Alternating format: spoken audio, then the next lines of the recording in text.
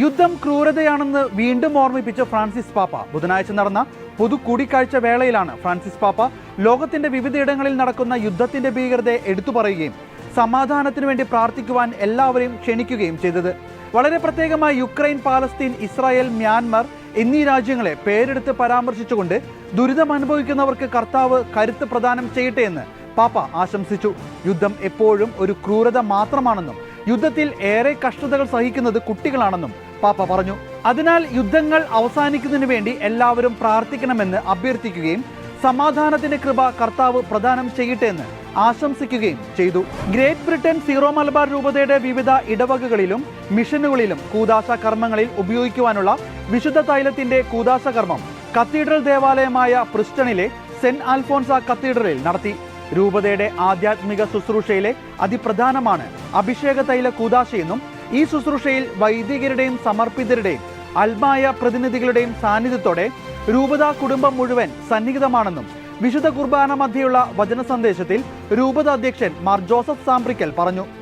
ജീവിതത്തിൽ ഏത് സാഹചര്യത്തിലും വിശുദ്ധിയെ ലക്ഷ്യമാക്കിയാകണം നമ്മുടെ പ്രയാണം. ഈ ആധ്യാത്മിക നിയോഗത്തിൽ നിന്നും പിന്തിരിയാനുള്ള സകല പ്രലോഭനങ്ങളെയും അതിജീവിക്കാൻ നമ്മൾ കരുത്തുള്ളവരാകണമെന്നും രൂപത അംഗങ്ങൾ സഭാഗാത്രത്തിന്റെ ഏകനാവായി വർത്തിച്ചുകൊണ്ടാണ് ഇത് സാധ്യമാകുന്നതെന്നും അദ്ദേഹം ഓർമ്മപ്പെടുത്തി. ക്രൈസ്തവർക്ക് നേരെ നടന്ന ആൾക്കൂട്ട ആക്രമണത്തെ തുടർന്ന് പഞ്ചാബ് പ്രവിശ്യയിലെ സർഗോദ ജില്ലയിലെ മുജാഹിദ് കോളനിയിൽ നിന്ന് പലായനം ചെയ്ത ക്രൈസ്തവർ മടങ്ങിയെത്തി. മതനിന്ദ ആരോപിച്ച് മെയ് 25-നാണ് കോളനിയിലെ ക്രൈസ്തവർക്ക് നേരെ ഇസ്ലാം മത വിശ്വാസികൾ ആക്രമണം നടത്തിയത്. മെയ് 25-ന് 74-കാരനായ നസീർ മസീഹ് എന്ന ക്രിസ്ത്യാനിയെ മതനിന്ദ ആരോപിച്ച് ഒരു ജനക്കൂട്ടം ആക്രമിച്ചതിനെ തുടർന്ന് ഈ പ്രദേശത്തുണ്ടായിരുന്ന ഭൂരിഭാഗം കത്തോലിക്കരും കോളനി വിട്ടുപോയിരുന്നു. 200-ലധികം കുടുംബങ്ങളായിരുന്നു ഈ പ്രദേശത്ത് താമസിച്ചിരുന്നത്. സ്ഥിതിഗതികൾ ഇപ്പോൾ സമാധാനപരമാണെന്നും അന്വേഷണ ഉദ്യോഗസ്ഥൻ ഗിസാർ ഹയാത്ത് അവകാശപ്പെട്ടതിനെ തുടർന്നാണ് ക്രൈസ്തവർ ഉൾപ്പെടെയുള്ളവർ മടങ്ങിയെത്തിയത്. മികച്ച ആരോഗ്യം എന്നത് എല്ലാവരുടെയും അവകാശമാണെന്ന് ചൂണ്ടിക്കാട്ടി അപ്പസ്തോലിക ന്യൂൻഷോയും ഐക്യരാഷ്ട്രസഭയിലെ പരിശുദ്ധ സിംഹാസനത്തിന്റെ സ്ഥിരം പ്രതിനിധിയുമായ ആർച്ച് ബിഷപ്പ് എത്തോർ ബാലസ്ട്രോ 77ാമത് ലോകാരോഗ്യ അസംബ്ലിയിൽ സംസാരിക്കവെയാണ് അദ്ദേഹം ഇക്കാര്യം പറഞ്ഞത്. ജീവിതത്തിന്റെ പവിത്രതയിലൂടെയും ഓരോ മനുഷ്യരുടെയും അനിഷേധ്യമായ അന്തസ്സിന്റെയും അടിസ്ഥാനത്തിൽ ഒരു പരിചരണ സംസ്കാരം സാക്ഷാത്കരിക്കണമെന്ന് ഫ്രാൻസിസ് പാപ്പയുടെ വാക്കുകൾ ഉദ്ധരിച്ചുകൊണ്ട് ആർച്ച് ബിഷപ്പ് പറഞ്ഞു.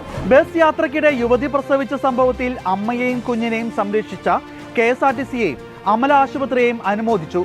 അങ്കമാലിയിൽ നിന്ന് തൊട്ടിൽപ്പാലത്തേക്ക് KSRTC ബസ്സിൽ യാത്ര ചെയ്യുമ്പോൾ അമ്മയുടെ പ്രസവത്തിന് സുഖകരമായ സാഹചര്യം ഒരുക്കിയ KSRTC ഡ്രൈവർ, കണ്ടക്ടർ എന്നിവരെയും ഫോൺ മെസ്സേജിലൂടെ അറിഞ്ഞയുടനെ ഉചിതമായ അടിയന്തര നടപടികൾ സ്വീകരിച്ച് അമ്മയെയും കുഞ്ഞിനെയും രക്ഷിച്ച തൃശൂർ അമല ആശുപത്രിയുടെ മാനേജ്മെന്റിനെയും സീറോ മലബാർ സഭയുടെ pro life apostolate secretary Sabu Jose അനുമോദിച്ചു. ഈ ബസ്സിലെ ജീവനക്കാരും ആശുപത്രിയിലെ ഡോക്ടർമാർ, നഴ്സുമാരും അനുമോദനങ്ങൾ അർഹിക്കുന്നു എന്ന് അദ്ദേഹം കൂട്ടിച്ചേർത്തു. മലപ്പുറം ജില്ലയിലെ തിരുനാവായ സ്വദേശിയായ ഗർഭിണി KSRTC ബസ്സിൽ യാത്ര ചെയ്യുമ്പോഴാണ് 5ാമത്തെ പ്രസവം ബസ്സിൽ വെച്ച് നടന്നത്.